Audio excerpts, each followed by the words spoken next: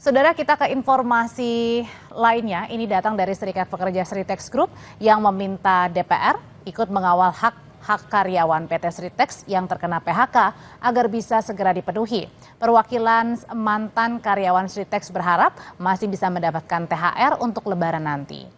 Koordinator Pekerja Sritex Group, Selamat Kaswanto, menyatakan karyawan Sritex di PHK 2 hari jelang bulan Ramadan. Selamat menduga, PHK sengaja dipilih waktunya untuk menghindari pembayaran THR karyawan. Pekerja Sritex berharap THR Lebaran bisa dibayarkan lebih dulu sebelum Hari Raya. Membuat perasaan kami jadi tidak enak itu kan 2 hari menjelang puasa itu yang hak kami sebenarnya akan muncul THR itu.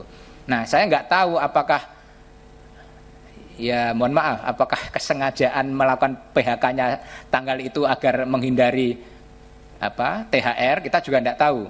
Nah, kalau misalkan kurator menyampaikan juga tagihkan saja pada tagihan kurator.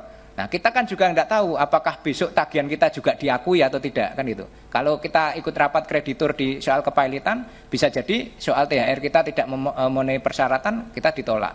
Nah, maka kami mohon ini kalau memungkinkan THR ini kami mohon dibayarkan pada saat bulan puasa ini. Kalau soal pesangon kami oke lah karena ini proses kepailitan. Tapi mohon kami tetap terus dikawal untuk itu.